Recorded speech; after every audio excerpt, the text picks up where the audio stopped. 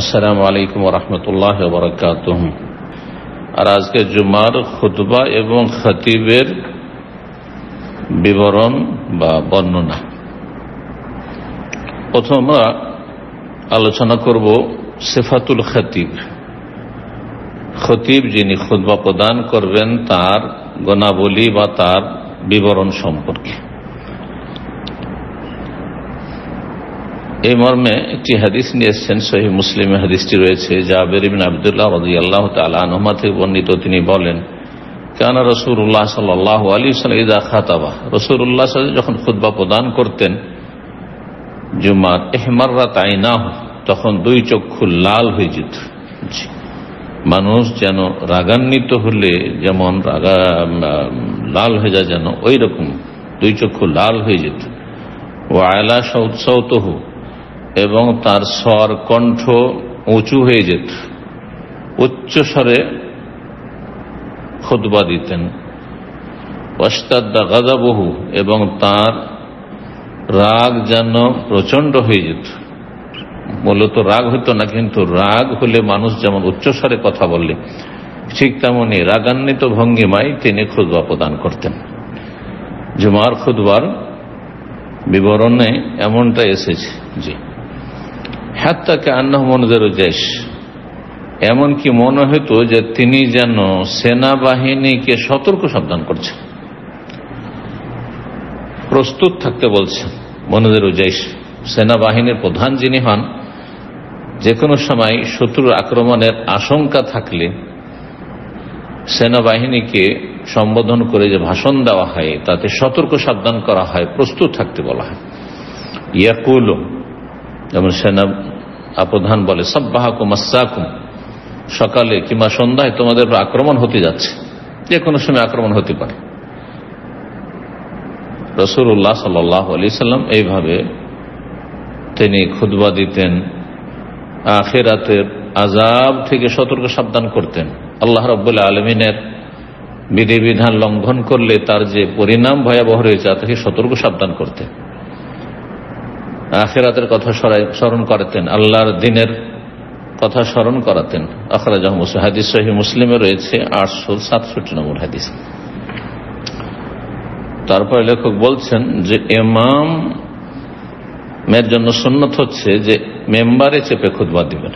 তাহলে জুমার খুতবা মেম্বারে উঠে দেওয়া এটি হচ্ছে সুন্নাত। আর এমন মেম্বার হওয়া উত্তম বা সুন্নত, লাহু সালাসু দারাজাত, যাতে 3টি সিঁড়ি রয়েছে। রাসূলুল্লাহ সাল্লাল্লাহু আলাইহি ওয়াসাল্লামের মেম্বারে 3টি সিঁড়ি ছিল, কিন্তু 3টি সিঁড়ি সুন্নাত, এটা কোনো ফরজ ওয়াজিব মাসলা নয়। যার ফলে এই সিঁড়ির সংখ্যা নিয়ে আমাদের ভারত বাংলাদেশে এক শ্রেণীর আলেমরা সংকীর্ণতা লিপ্ত, বরং চরমপন্থা লিপ্ত। তারা এটাকে একেবারে তাআব্বুদ, ইবাদত মনে করে নিয়েছে, যে 3 এটি ইবাদতগত বিষয়। যার ফলে প্রয়োজন নেই, ধরেন মসজিদ অনেক বড়, আর 3টি সিঁড়ি থাকলে খতিবকে হয়তো সবাই দেখতে পাবে না পেছন থেকে। এই ক্ষেত্রে যদি সিঁড়ি উঁচু করে দেওয়া হয় বা সিঁড়ির সংখ্যা বাড়িয়ে দেওয়া হয়, তাহলে এই সম্পর্কে এক শ্রেণীর আলেমরা বিদআত বলে ফতোয়া দিয়ে থাকে। জি, এটি আসলে ইবাদতের বিষয় নয়, এটি মানুষের সুবিধার জন্য। যেমন স্টেজ তৈরি করা, নবী সাল্লাল্লাহু আলাইহি ওয়াসাল্লামের জামানায় কোনো আলোচনা করা, দিনী আলোচনার জন্য তো স্টেজ তৈরি করা হইতো না। আজকাল তো স্টেজ তৈরি করা হচ্ছে, স্টেজকে সাজানো হচ্ছে, আবার স্টেজে বক্তার সাথে ডানে বামে বেশ কিছু বিশিষ্ট ব্যক্তিগণ বসে থাকছেন। তো এমনটাকে নবী সাল্লাল্লাহু আলাইহি ওয়াসাল্লাম সাহাবারা করতেন, তাহলে এটাকে বিদআত বলে ফতোয়া দিতে হবে। এগুলো আসলে ইবাদতগত বিষয় নয়। ইবাদত মনে করে কেউ যদি মনে করতো যে এটা বড় সওয়াবের কাজ, এটা করতে হবে, তাহলে সেটা তখন প্রমাণ পেশ করতে হবে যে তাহলে এই ইবাদত কি প্রমাণিত নবী সাল্লাল্লাহু আলাইহি ওয়াসাল্লাম থেকে, কোরআন সুন্নাহর আলোকে। আর যদি বলেন যে এটা মানুষের সুবিধার্থে করা হয়েছে, 3টি সিঁড়ি তখন মসজিদে নবী যতটা ছিল তার জন্য যথেষ্ট ছিল, সুতরাং 3টি সিঁড়িতেই যদি সীমিত রাখা যায় এটা ভালো, যেমন এটি সুন্নাহ। কিন্তু প্রয়োজনে যদি সিঁড়ি বাড়িয়ে দেওয়া হয়, যেমন পরবর্তীকালে খোলাফা রাশেদিনের পরে আমির ওমররা বাড়িয়েছে, সিঁড়ির সংখ্যা বাড়িয়েছে, তো সেটিকে বিদআত বলা যাবে না। আল্লাহু তাআলা আলাম। সঠিক বুঝ দান করেন, মধ্যম পন্থা অবলম্বনে তৌফিক দান করেন। মসজিদে জুমার দিনে ইমাম খতিব যিনি হবেন তিনি পরে আসবেন। এই ক্ষেত্রে যে আগে আসার ফজিলতের হাদিসগুলি সেগুলি অন্য অন্য মুক্তাদিদের জন্য, মুসল্লিদের জন্য, কিন্তু ইমামের জন্য সুন্নত হচ্ছে যে তিনি খুতবা দেওয়ার জন্য সরাসরি মসজিদে প্রবেশ করবেন। ফায়দা দাখালা যখন প্রবেশ করবেন সাইদ আল মেম্বারা, তখন এসে তাহিয়াতুল মসজিদ পড়বেন না অথবা বসবেন না, সরাসরি মেম্বারে চাপবেন। তারপরে মুসল্লিগণের মুখোমুখি হবেন এবং তাদেরকে সালাম দেবেন, আসসালামু আলাইকুম রহমতুল্লাহ বারাকাতুহু। তারপর বসে যাবে, সালাম দিয়ে বসে যাবে, আর তারপরে মুয়াজ্জিন আজান দেওয়া শুরু করবে। এটি হচ্ছে মূলত আসল আজান জুমার দিনের। তারপরে তাতে দুটো খুতবা হবে। প্রথম খুতবা দিবেন, খুতবা দাঁড়িয়ে দেওয়া হচ্ছে রাসূলুল্লাহ সাল্লাল্লাহু আলাইহি ওয়াসাল্লাম খোলাফায়ে রাশেদিনের সুন্নাত। জি, সুতরাং খুতবা দাঁড়িয়ে দেবেন এবং হাতে যদি লাঠি অথবা ধনুক, যেমন হাদিসে ধনুকের কথা এসেছে, সুতরাং লাঠি যদি হয় তো লাঠি হাতে রাখলো, আর না হয় কেউ যদি ধনুক হাতে রাখে সেটাও শরীয়ত সম্মত। লাঠিতে ভর দিয়ে, ধনুকে ভর দিয়ে দাঁড়িয়ে খুতবা দেবে। কিন্তু এই লাঠিটাকে অনেকে ওয়াজিব করে দিয়েছেন, এটি সুন্নাত মুস্তাহাব। যদি কোনো খতিব লাঠির প্রয়োজন না মনে করেন বা লাঠি হাতে না নেন বা লাঠির বদল হেলান দেওয়ার জন্য সামনে আজকাল আরব দেশে সেই মেম্বারের জায়গাটি ঘেরা আছে, সেখানে কাঠ লাগানো আছে, তাতেই যদি ভর দেন যথেষ্ট। যদি প্রয়োজন হয় তাহলে লাঠি নেবে, লাঠি নেওয়া সুন্নাহ। তারপরে বসে গেলেন আর খুতবা আর জন্য আজান হলো, আর তারপরে একটা খুতবা, প্রথম খুতবা হলো, আর খুতবা হওয়ার পরে দ্বিতীয় খুতবার আগে বসবেন। এই বসে যাওয়া অবস্থায় বিশেষ কোনো জিকির নেই, কোনো খাস দোয়া নেই। তবে এই সময় দোয়া কবুল হওয়ার সময় যদি দোয়া করেন ঠিক আছে, অথবা আসল উদ্দেশ্য হচ্ছে যে খতিব যে খুতবা দিয়েছেন অনেক সময় শ্বাস ফুলছে, এখানে একটু নিজে বিরতি নিয়ে নেবেন, এটি একটি বিষয়। আর তারপরে নিজের কথাগুলি বলা শুরু করবেন যা বলার জন্য তিনি ইচ্ছা পোষণ করেছেন। আর আরেকটি হিকমত হচ্ছে যে অনেক কথাই আলোচনা করতে গিয়ে গুরুত্বপূর্ণ পয়েন্ট হয়তো ছুটে যায়, তো কিছুক্ষণ সেখানে বৈঠকে বসে গেলে, নীরব হয়ে বসে গেলে সেই কথাগুলি মনে চলে আসবে, আর তারপরে দ্বিতীয় খুতবায় সেই কথাগুলি মেনশন করবেন। সময় আখতুল খুতবাত সানিয়া, দ্বিতীয় খুতবা দেবেন, সেটাও দাঁড়িয়ে এইভাবে। খুতবার বিবরণ, এখন খতিবের বিবরণ হলো খুতবার বিবরণ কেমন হবে। খুতবা অধিকাংশ সময় নবী সাল্লাল্লাহু আলাইহি ওয়াসাল্লাম শুরু করতেন খুতবাতুল হাজা দিয়ে, প্রয়োজনের খুতবা, প্রসিদ্ধ যে খুতবা, এটা দিয়ে শুরু করতেন অধিকাংশ সময়। ওয়া আহিয়ানান বিগাইরি, এখন বলছে কখনো কখনো অন্য বাক্য দিয়েও খুতবা শুরু করতেন। সুতরাং এটাও জরুরি নয় যে আলহামদুলিল্লাহ নাহমাদুহু ওয়া নাস্তাঈনু ওয়া নাস্তাগফিরুহ যে খুতবাতুল হাজা রয়েছে, যেটা আমাদের দেশের মানুষরা কিন্তু এটাকে ভুল বুঝেছে, এটাকে বিয়ের খুতবা বলে।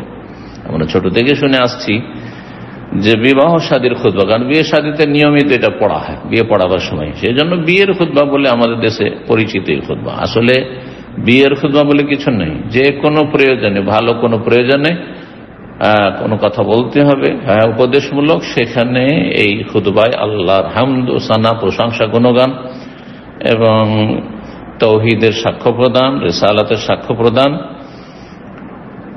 আর তার সাথে 3টি আয়াত রয়েছে তাকওয়া বিশিষ্ট, যাতে তাকওয়ার কথা আলোচনা করা হয়েছে। এ হচ্ছে প্রয়োজনের খুতবাতুল হাজা, মানে যে কোনো প্রয়োজনে খুতবা, যে কোনো প্রয়োজন। তার মধ্যে একটি প্রয়োজন হচ্ছে বিয়ে পড়া, আর একটি হচ্ছে জুমার খুতবা, আর একটি হচ্ছে যে কোনো ভাষণ। উত্তম হচ্ছে খুতবাতুল হাজা পাঠ করা। এই জন্য আলহামদুলিল্লাহ আমি যথাসাধ্য চেষ্টা করি, সময়ের সংকীর্ণতা যদি না থাকে তাহলে খুতবাতুল হাজা পাঠ করার। ওয়াহিয়ানান বিগাইরি, কখনো কখনো অন্য খুতবা, যে কোনো খুতবা, আলহামদুলিল্লাহ নাহমাদুহু ওয়া নুসাল্লি আলা রাসূলিহিল কারীম হামিদান মুসাল্লিয়ান আম্মা বাদ, সংক্ষেপে। জি, আলহামদুলিল্লাহ ওয়াসসালাতু ওয়াসসালামু আলা রাসূলিল্লাহ, যে কোনো ভাষা দিয়ে আল্লাহর প্রশংসা, গুণগান করা যেতে পারে। খুতবাতুল হাজা এইভাবে দিতে হবে, ইন্নাল হামদালিল্লাহ, ইন্না দিয়ে হাদিসে রয়েছে, প্রসিদ্ধ এটি। আর যদি আলহামদুলিল্লাহ পড়ে সেটাও ঠিক আছে, জায়েজ। ইন্নাল হামদুলিল্লাহ নাহমাদুহু ওয়া নাস্তাঈনুহু ওয়া নাস্তাগফিরুহু। কিন্তু এখানে কিছু বাক্য আমাদের দেশের অনেক খতিবরা বাড়িয়ে থাকেন, যেটা প্রমাণিত নয়, সুতরাং সেটা পড়বেন না। যেমন আলহামদুলিল্লাহ নাহমাদুহু ওয়া নাস্তাঈনুহু ওয়া নাস্তাগফিরুহু ওয়া নু'মিনু বিহি ওয়া নাতাওয়াক্কালু আলাইহি। এই নু'মিনু বিহি ওয়া নাতাওয়াক্কালু আলাইহি খুতবাতুল হাজাতে নেই, কোন সহিহ সনদ দ্বারা প্রমাণিত। আল্লামা আলবানী রাহিমাহুল্লাহ বলেছেন, সুতরাং এটা বলা ঠিক নাই। আমাদের অনেক কোরআন সুন্নাহর অনুসারী বক্তাগণ ওয়া নু'মিনু বিহি ওয়া নাতাওয়াক্কালু আলাইহি বলতে থাকে, এটা বলবেন না। ওয়া নাউযু বিল্লাহি মিন শুরুরি আনফুসিনা ওয়া মিন সাইয়্যাতি আমালিনা মান ইয়াহদিহিল্লাহু ফালা মুদিল্লা লাহু। অনেক বক্তা বলে মান ইয়াহদিয়াল্লাহু ফালা, মান ইয়াহদিয়াল্লাহু নেই, মান ইয়াহদিহিল্লাহ, যাকে আল্লাহ হিদায়াত করবেন, হি জমির। ওয়া মান ইউদলিল ফালা হাদিল, এখানে আরেকটি ভুল করে, ওয়া মান ইউদলিলহু। আমিও একসময় ওয়া মান ইউদলিলহু বলতাম, তারপরে এক ভাই আমাকে স্মরণ করালেন যে ওয়া মান ইউদলিলহু হাদিসে আছে কিনা, নাকি ওয়া মান ইউদলিল শুধু আছে। তখন হাদিসে পুরো তলাশ করে দেখলাম কোন একটি হাদিসেও ওয়া মান ইউদলিলহু নেই। তাহলে ওয়া মান ইউদলিলহু পড়াও ঠিক নয়। ভাষাগত দিক দিয়ে গ্রামারে ঠিক আছে, কিন্তু হাদিসের দিক থেকে, প্রমাণের দিক থেকে নবী সাল্লাল্লাহু আলাইহি ওয়াসাল্লামের সেটি বাণী নয়। ওয়া মান ইউদলিলহু নয়, বরং ওয়া মান ইউদলিল ফালা হাদিয়া লাহু। ওয়া আশহাদু আল্লা ইলাহা ইল্লাল্লাহু ওয়াহদাহু লা শারীকা লাহু ওয়া আশহাদু আন্না মুহাম্মাদান আবদুহু ওয়া রাসূলুহু। এখানে ভারত, বাংলাদেশ, পাকিস্তানের যারা শুধু বক্তা, আর বিশেষ করে বেদাতি বক্তা, তার এখানে আশহাদু এক বচন দিয়ে বলে না। যেমন নাহমাদুহু বহু বচন, নাস্তাঈনুহু নাস্তাগফিরুহু বহু বচন বলেছেন, নাউযু বিল্লাহ বহু বচন, ঠিক তেমনি তারা বহু বচন বলে ওয়া নাশহাদু আল্লা ইলাহা ইল্লাল্লাহ, লম্বা টানে সুর দিয়ে ওয়া নাশহাদু বলে। কোন হাদিস দ্বারা প্রমাণিত নয়, বরং এটা ঠিক নয়। কেন ঠিক নয়? ভাষ্যকার, গবেষক, ওলামারা বলেছেন যে আল্লাহর প্রশংসা এবং আল্লাহর কাছে সাহায্য কামনা, আল্লাহর কাছে ক্ষমা প্রার্থনা এবং সমস্ত অনিষ্ট থেকে আশ্রয় কামনা, এগুলিতে অন্যদেরকে শেয়ার করা যায়, অন্যদেরকে সাথে নিয়ে। সেই জন্য নাহমাদুহু, আমরা সকলে প্রশংসা করছি তাঁর, ওয়া নাস্তাঈন, তার কাছে সাহায্য কামনা করছি, আমরা তার কাছে ক্ষমা চাইছি, এবং আমাদের নিজেদের অনিষ্ট এবং আমাদের কুকর্মের অনিষ্ট থেকে আমরা আশ্রয় চাইছি আল্লাহর নিকটে, বা আল্লাহর কাছে আশ্রয় নিচ্ছি। এগুলোতে অন্যকে শরীক করা জায়েজ রয়েছে, বা ভালো, সবাইকে শরীক করছেন আপনি, কিন্তু শাহাদাত, সাক্ষ্য প্রদান, আপনি অন্যের পক্ষ থেকে সাক্ষী দিতে পারেন না। আপনি শুধু আপনার সাক্ষীর মালিক। আমি আমার সাক্ষী দিতে পারি, পৃথিবীর কোন মানুষের পক্ষ থেকে আমি ওকালত করতে পারি না আমি অমুকের পক্ষ থেকে সাক্ষী দিচ্ছি। যার সাক্ষী সে সাক্ষী দেবে। আশা করি কথাটি বুঝতে পারছেন। যার ফলে ওয়া আশহাদু বলতে আমি সাক্ষী দিচ্ছি, আল্লাহ আমার সাক্ষী ছাড়া আর কারো সাক্ষীর আমি মালিক নই। সবাই নিজে নিজের সাক্ষী দেবে, তারা তাওহীদের সাক্ষী দেবে কিনা, রিসালাতের সাক্ষী দেবে কিনা, সেটা তাদের বিষয়। সুতরাং ওয়া নাশহাদু আল্লা ইলাহা ইল্লাল্লাহ ওয়া নাশহাদু আন্না মুহাম্মাদান আবদুহু ওয়া রাসূলুহু বলা জায়েজ নয়। বক্তারা ভালো করে শুনে রাখেন এবং আমাদের ছাত্র ভাইরা ভালো করে শুনে রাখেন যে এটি মোটেই ঠিক নয়, যেটা আপনার প্রচলিত ভুল, বক্তাদের প্রচলিত ভুল। অনেকে এসব বিষয়ে তাহকিকও করে না, আর এরকমের কোনো তাদের জ্ঞানও নেই, আর বড়দের কাছ থেকে কারো কাছ থেকে শিখনা নেই, যার ফলে এই ভুলগুলি করে থাকেন। আল্লাহ সংশোধনে তৌফিক দান করে। জি, তারপরে 3টি আয়াত, ইয়া আইয়ুহাল্লাযীনা আমানুত্তাকুল্লাহা হাক্কা তুকাতিহি ওয়া লা তামুতুন্না ইল্লা ওয়া আনতুম মুসলিমুন, সূরা আলে ইমরান আয়াত নম্বর 102। সূরা নিসার প্রথম আয়াত, ইয়া আইয়ুহান নাস ইত্তাকু রাব্বাকুম আল্লাযী খালাকাকুম মিন নাফসিন ওয়াহিদা ওয়া খালাকা মিনহা যাওজাহা ওয়া বাসসা মিনহুমা রিজালান কাসীরান ওয়া নিসা ওয়াত্তাকুল্লাহা আল্লাযী তাসাআলুনা বিহি ওয়াল আরহাম ইন্নাল্লাহা কানা আলাইকুম রাকীবা। এখানে তাকওয়ার কথা দুইবার করেছে, ইত্তাকু রাব্বাকুম আর ওয়াত্তাকুল্লাহা আল্লাযী তাসাআলুনা বিহি। আগের আয়াতে একবার তাকওয়ার কথা, আল্লাহকে ভয় করো। জি, তোমাদের রবকে ভয় করো, সেই সত্তাকে ভয় করো যার ওসিলায় তোমরা একে অপরের কাছে কোনো কিছু চেয়ে থাকো। এবং আত্মীয়তার সুসম্পর্কের যত্ন নেও, বা আত্মীয়তার সম্পর্কের ওসিলার মাধ্যমে তোমরা একে অপরের কাছে সহযোগিতা সাহায্য চেয়ে থাকো। ভাই তুমি তো আমার আত্মীয়, ভাই তুমি তো আমার এই, সুতরাং আমার সাহায্য করো ইত্যাদি। জি, আরহামিনাল্লাহ কান আলিকুম রাকিবা। তারপরে সূরা আহজাবের ৭০, ৭১ এই দুটো আয়াত, ইয়া আইয়ুহাল্লাযীনা আমানু তাকুল্লাহ ওয়া কুলু কাওলান সাদীদা ইউসলিহ লাকুম আমালাকুম ওয়া ইয়াগফির লাকুম যুনুবাকুম ওয়া ইউতি'ল্লাহ ওয়া রাসূলাহু ফাকাদ ফাযা ফাওজান আযীমা। এখানে ইত্তাকুল্লাহ, আল্লাহকে ভয় করো, কুলু কাওলান সাদীদা, সঠিক কথা বলে। মানুষ যদি সঠিক কথা বলে, যেখানে যেটা বলতে হবে এবং যেমন ভাবে বললে ফলপ্রসূ হয় বলে, তাহলে কখনো কারো সাথে ঝামেলা, দ্বন্দ্ব, শত্রুতা এবং সম্পর্কের অবনতি ঘটবে না। আল্লাহ রাব্বুল আলামিন আমাদের সঠিক কথা বলার তৌফিক দান করুন, তাকওয়া অর্জনের তৌফিক দান করুন। এই আয়াতগুলি পাঠ করার পরে আম্মা বাদ বলা সুন্নাত। ইমাম বুখারী রাহিমাহুল্লাহ একটি অধ্যায় কায়েম করেছেন আম্মা বাদ বলা সম্পর্কে, সেই বুখারীতে কিতাবুল ইলমে রয়েছে। কোন জ্ঞান চর্চা করার সময়, কোনো কথা বলার সময় আপনি খুতবা পাঠ করলেন আর তারপরে আল্লাহর হামদ ওয়া সানা করলেন, আম্মা বাদ অতঃপর। জি,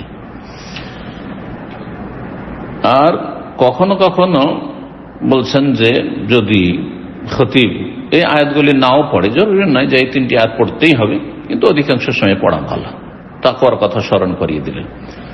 অনেক খতিবরা রয়েছেন আয়াতগুলি পাঠ করে না, কিন্তু এমনি ইত্তাকুল্লাহ হাক্কা তাকওয়া, নিজের ভাষায় ইত্তাকুল্লাহ, আল্লাহকে ভয় কর বলছেন যে আরব দেশগুলিতে, কিন্তু এটা সুন্নত নয়। উত্তম হচ্ছে যে আয়াতগুলির মাধ্যমে তাকওয়ার কথা, আল্লাহ ভীরুতার কথা স্মরণ করাবেন।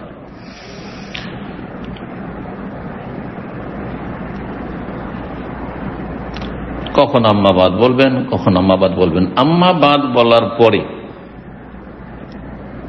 আরো কিছু বাক্য রয়েছে হাদিসে, সেগুলি বলা সুন্নাত। সুতরাং কখনো কখনো বলবেন, সবসময় বললে অনেকে ওয়াজিব মনে করে নিতে পারে, অথবা সবসময় বলা ওয়াজিবের দিকে ইঙ্গিত করে, সবসময় বলা কোনো জরুরি নয়। কিন্তু কেউ যদি সবসময় পাঠ করে সেটাও জায়েজ রয়েছে।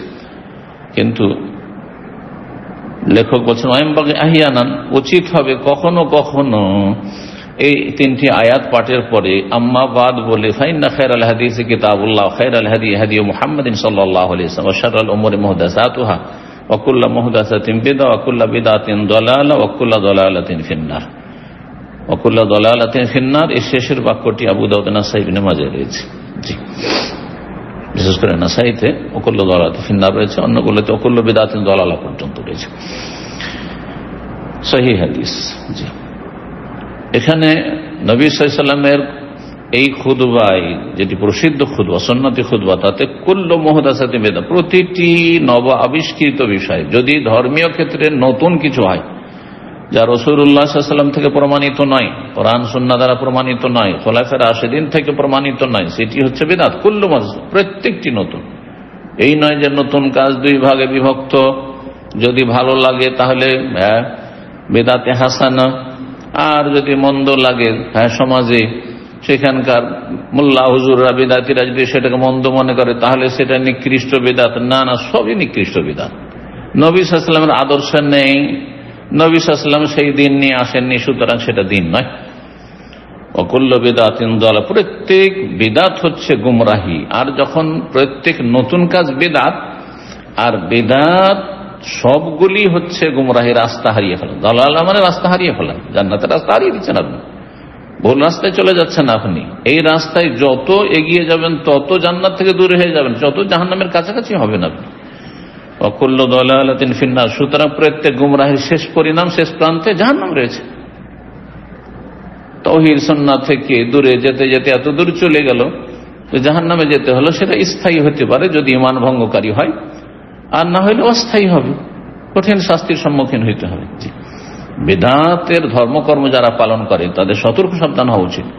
রাসূলুল্লাহ সাল্লাল্লাহু আলাইহি ওয়াসাল্লামের এটি নিয়মিত খুতবা। জি, কুল্লু মুহদাসাতিন বিদআহ, সুতরাং কোনো অবকাশ নেই ইসলামে যে বিদআতকে 2 ভাগে ভাগ করে, বিদআত হাসানা ভালো বিদআত আর মন্দ বিদআত। জি,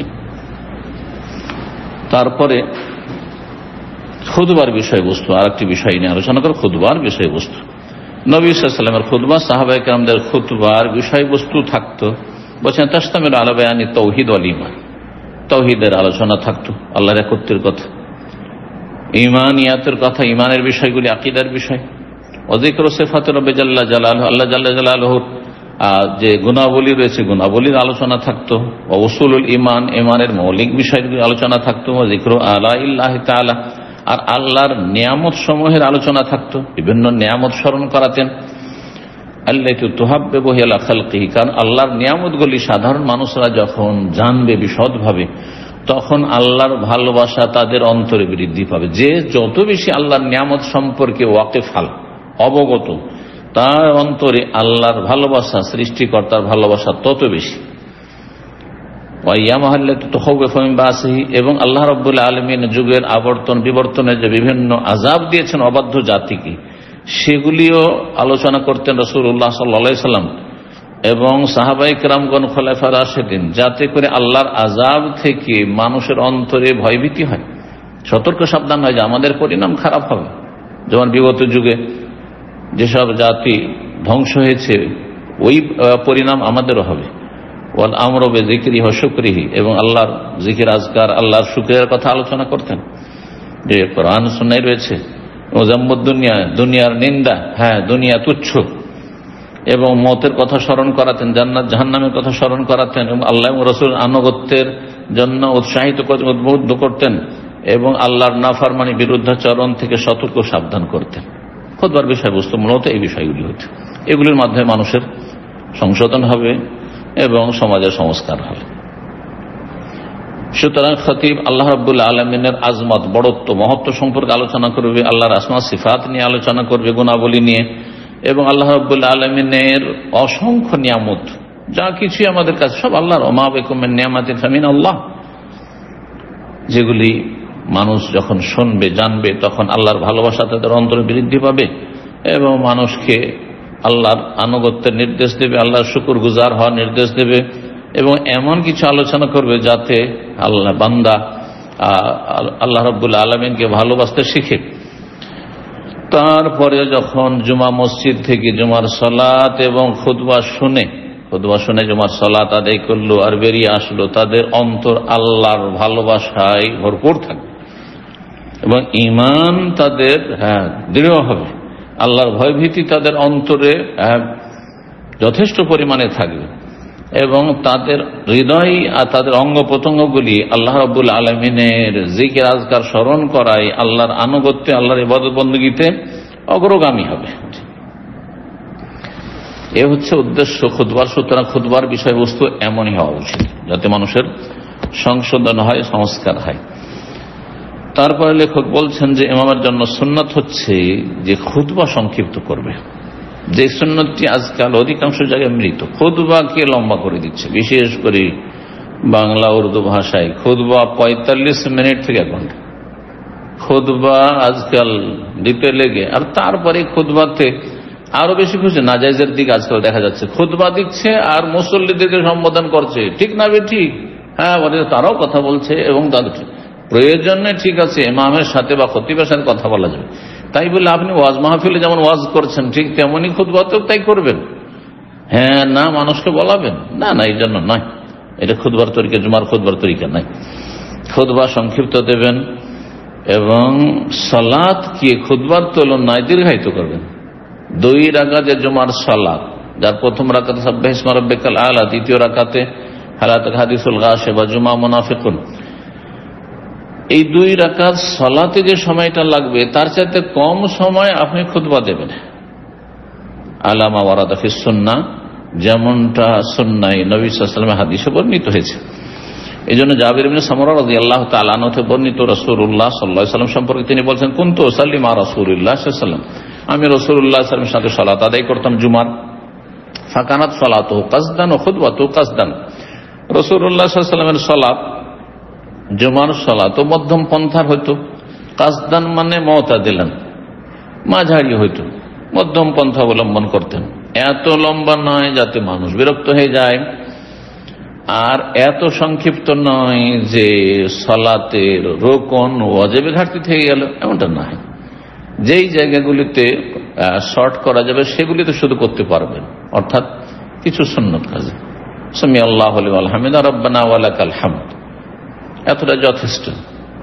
কিন্তু রব্বানা লাকাল হামদু হামদান কাসীরান তাইয়িবান মুবারাকান ফি তার সাথে মিলাস সামাওয়াতি ওয়া মিলাল আরদি ওয়া মিলা মা বাইনাহুমা মিলা মা শাইতা মিন শাইইন বাদু আহলুস সানাই ওয়াল মাজদি ওয়া হাক্কু মা ক্বালা আল আবদু ওয়া কুল্লুনা লাকা আবদ আল্লাহুম্মা লা মানিআ লিমা আতাইতা ওয়া লা মুতিআ লিমা মানা'তা ওয়া লা ইয়ানফাযুল জাদ মিনকাল জাদ।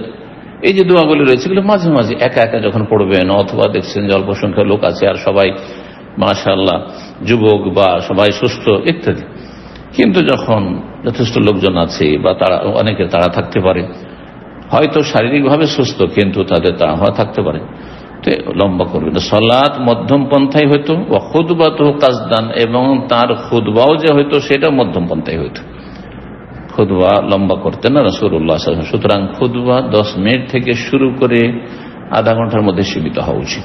এটা আমি যতটা বুঝি তাতে আনুমানিক বলছি যে খুব বেশি হইলে আধা ঘন্টা খুতবা হোক, আর যদি 20 মিনিট হয় তো এটা মধ্যম পন্থা খুতবাকে 15-20 মিনিট, আর কমপক্ষে 10 মিনিট। কোন কোন খতিব আছে আল্লাহ তাদের হেদায়েত করে 5-7 মিনিটে খুতবা শেষ না, এমনটা হওয়া উচিত নয় আসলে। সহিহ মুসলিমের হাদিস 866। খুতবায় খতিবার জন্য মুস্তাহাব নবী সাল্লাল্লাহু আলাইহি ওয়াসাল্লাম থেকে প্রমাণিত যে কোরআনের কিছু আয়াত পাঠ করবে। অনেক খতিব আছে খুতবায় শুধু এমনি পার্থিব লেকচারের মতো বা ওয়াজ মাহফিলের ওয়াজের মতো শুধু বলেই চলে গেল নিজের ভাষায়, কিন্তু আয়াত পাঠ করল না। এমনকি আরবি ভাষায় খুতবা দিচ্ছে, বিভিন্ন কথা বললো, কিন্তু আয়াত তেমন খুঁজে পাওয়া যায় না। এটা আসলে সুন্নতি তরিকা নয়। এই সুন্নতি তরিকা থেকে অনেকে সরে গেছে। অনেকে আরবি ভাষায় খুতবা দেয়, এখানে কোরআনের আয়াত নেই, তাতে একটি আয়াত পাঠ করলো না। এটি সুন্নতের খেলাফ কাজ। কোরআনে কারীমের আয়াত তেলাওয়াত করবেন, খুতবায় পাঠ করবেন, যাতে মানুষের উপদেশ রয়েছে। কারণ সবচাইতে উত্তম উপদেশ হচ্ছে কোরআনে কারীম, কিতাবুল্লাহ, আর তারপর রাসূলুল্লাহ সাল্লাল্লাহু আলাইহি ওয়াসাল্লামের হাদিস। ওয়া ইয়াকতুব আহইয়ানা বিসূরাতি কাফ, কখনো কখনো সূরা কাফ, পুরো সূরা কাফ পড়ে খুতবা দিবেন। পুরো সূরা কাফটা পড়ে আল্লাহর হামদ ও সানার পরে খুতবা হাজার পরে সূরা কাফ পড়ে নেমে গেল, খুতবা হয়ে যাবে, কোনো অসুবিধা নেই। তারপরে তাতে সালাত আলা নবী, নবী সামনে দরুদ পেশ করবেন, মুমিনদের জন্য দোয়া করবেন। জি, শেষখানে তো সূরা কাফ নবী সাল্লাল্লাহু আলাইহি ওয়াসাল্লাম নিয়মিত প্রায় পড়তেন, এই জন্য সূরা কাফ পড়া। কিন্তু সূরা কাফ প্রত্যেক খুতবায় পড়বেন আপনি, আর সেটাকে অনেকে ওয়াজিব মনে করে নিয়েছে, এর জন্য এটা আসলে ঠিক না, কারণ মানুষে ভুল বুঝবে। যার ফলে সূরা কাফ মাঝে মধ্যে পড়বেন বা অধিকাংশ সময় পড়বেন, এটা তো ঠিক আছে। কখনো কখনো অন্য আয়াত দ্বারা আপনি ওয়াজ করবেন। আমাদের দেশে যেভাবে সূরা কাফ পাঠ করা হয় খুতবাগুলিতে, আহলে হাদিস মসজিদে যেহেতু বাংলা ভাষায় খুতবা দেওয়া হয় বাঙালিদের মাঝে, আর সূরা কাফের গোটা প্রথম কথা গোটা সূরা কাফ পড়া হয় না, একটি রুকু, প্রথম রুকুটা পড়বে, আর সেটা নিয়মিত কোনো খুতবায় ছাড়ানো সব খুতবা পড়বে। তো এটা কি শুধু উদ্দেশ্য নবী সাল্লাল্লাহু আলাইহি ওয়াসাল্লামের সুন্নতের, আর সুন্নত কি পালন হইল যে আপনি একটা রুকু শুধু পড়লেন, একটা পেজ পড়লেন, আরো 2 পেজ থেকে গেল? তাহলে গোটা সূরা কাফ পড়বেন, কারণ সূরা কাফে যেসব বিষয়গুলো রয়েছে অত্যন্ত গুরুত্বপূর্ণ। ঈমান ইসলামের মৌলিক বিষয়গুলো রয়েছে, পরকালের কথা রয়েছে, তাতে জাহান্নামের কথা রয়েছে, জান্নাতের কথা রয়েছে, মুমিনদের জন্য উত্তম প্রতিদানের কথা রয়েছে, পুরস্কারের কথা রয়েছে, কাফেরদের শাস্তির কথা রয়েছে ইত্যাদি। তো সূরা কাফ বা অন্যান্য সূরা থেকে কিছু আয়াত পাঠ করবেন, আয়াতের মাধ্যমে উপদেশ দেবেন। তারপর সর্বশেষ মাসআলা হচ্ছে যে যখন খতিব জুমার খুতবা দিবেন, তখন যারা মুসল্লি তাদের জন্য সুন্নত মুস্তাহাব হচ্ছে ইমামের সামনে মুখামুখি হয়ে বসা, অর্থাৎ যারা ডানে বামে আছেন একটু কাত হয়ে মেম্বারের দিকে, ইমামের দিকে নজর দিয়ে বসবেন। এই সুন্নতি সহিহ বুখারীতে একটি হাদিস রয়েছে, আমি হাদিসটির ভাষা, তো এই সুন্নতটি পরিত্যক্ত সুন্নত। সবাই সোজা হয়ে মুসল্লিরা বসে থাকছে, প্রথম কাতারে যারা আছে ও সোজা হয়ে বসে আছে, দ্বিতীয় কাতারে, এমনকি যারা হয়তো পরের কাতারগুলি তো আছে তারাও সোজা হয়ে বসে আছে, ইমামের দিকে একটুও তাকাচ্ছে না। যারা ইমামের দিকে তাকাতে পারবে হয়তো দূরে নেই বেশি, তারাও নিচে মাথা করে বসে আছে। এগুলি সুন্নতের খেলাফ। আসলে সুন্নত হচ্ছে যে ইমামের মুখোমুখি হয়ে বসবে মুক্তাদিরা যখন খুতবা শুরু হবে বা যখন খতিব খুতবায় বসবেন। কারণ এতে কি হবে যে আপনি যখন খতিবের মুখোমুখি হয়ে বসবেন তখন অন্তর আপনার খুতবাই, যে খুতবা প্রদান করা হচ্ছে এই খুতবাই আপনার মনোযোগী হবে, মনোযোগী খুতবাটা শুনবেন। সেখানে আপনি জিমাবেন না বা আপনি উদাসীন হবেন না, বেখেয়াল হবেন না, কিছু শুনলাম কিছু শুনলাম না, শোনার পরে কিছুই জানেন না যে কি আলোচনা করলো। এমন খুতবা শোনা আসল উদ্দেশ্য নয় যে বসে আছেন শুধু, যাতে করে আপনি মনোযোগী হন। ও আসজালিল খাতিব, এবং যিনি খতিব তার জন্য এটি উৎসাহিত করণ হয়। আপনি তাকে উৎসাহিত করলেন, যখন তার দিকে দেখছেন আপনি, তার মানেই খতিব অনুভব করছেন আমার কথাগুলি শ্রোতারা বা মুসল্লিরা মনোযোগী হয়ে শুনছেন, তখন সে আরো উৎসাহ উদ্দীপনা পাবে। এটা একটা উদ্দেশ্য। তৃতীয় আবা আদানির নম, এবং ঘুম বিতাড়িত হবে। যখনই আপনি খতিবের দিকে তাকিয়ে থাকবেন তখন আপনি ঝিমাবেন না, তন্দ্রা আসবে না, কিন্তু যখন মাথা নিচে করে বসে আছেন আপনি, যেমন অধিকাংশ লোকেরা করে, তাতে ঘুম আসবে। আর অনেক লোক ঘুমাচ্ছেন। এখানে আরো কিছু আপনার নাজায়েজ কাজ করা হয়। সেটা হচ্ছে আজকাল খুতবার সময় যখন আরবি খুতবা হয়তো দিচ্ছে, হানাফি মসজিদগুলিতে, মযহাবীদের মসজিদে অযৌক্তিক খুতবা দেওয়া হচ্ছে, বাঙালিদের মাঝে, উর্দু ভাষীদের মাঝে আরবির মন্ত্র পাঠ করা হচ্ছে। জাতি মোটেই হেদায়েত লাভ করে না, কি জি শুনলো মন্ত্র, কিছু বুঝলো না, তখন মোবাইল টিপাটিপি করছে। অথবা নিজের ভাষাতে খুতবা হচ্ছে, কিন্তু সেই খুতবা হয়তো শুনতে ভালো লাগে না, খতিব ওইরকম যোগ্য নাই। আর অনেকে নিজেকে সিনিয়র মনে করেছেন যে আমি তো ইসলাম চর্চা করছি। আজকাল অনেক যুবকরা তখন তারা কি করছে, আপনার ওই মোবাইলে হয়তো অন্য কিছু দেখতে আছে বা শুনতে আছে, এগুলো জায়েজ নাই। তারপরে আর একটি কাজ, খুতবা চলাকালীন লাইভ দেওয়া। আপনি খুতবা শুনবেন, আপনি খুতবা লাইভ দিবেন বসে বসে, আপনি কেন দেবেন? কেন এগুলো করবেন? যদি লাইভ দিয়ে প্রচার করতে হয়, এটা একটা ফ্যাশন হয়ে গেছে, যে কোনো খুতবা দিক, আর যোগ্য হোক আর অযোগ্য হোক, সব লাইভ দিতে হবে গোটা দুনিয়াতে। এটা শুরু হয়েছে, এটা ভালো জিনিস নয়। আর যদি উপকারী খুতবা হয়, যোগ্য ব্যক্তি খুতবা দিচ্ছেন আর সেটা লাইভ দিচ্ছেন, প্রচার করছেন, ঠিক আছে, কিন্তু সেটা যেন মশগুল না করে দেয়, সেটা খুতবা থেকে মশগুল না করে দেয়। আল্লাহ রাব্বুল আলামিন সঠিক বুঝ দান করেন এবং সুন্নাত মোতাবেক আমাদের আমল করার তৌফিক দান করেন। ওয়া জাযাকুমুল্লাহু খাইরান ওয়া সাল্লাল্লাহু সাল্লাম আলা নবিয়িনা মুহাম্মদ ওয়া আলা আলিহি ওয়া সাহবিহি আজমাইন।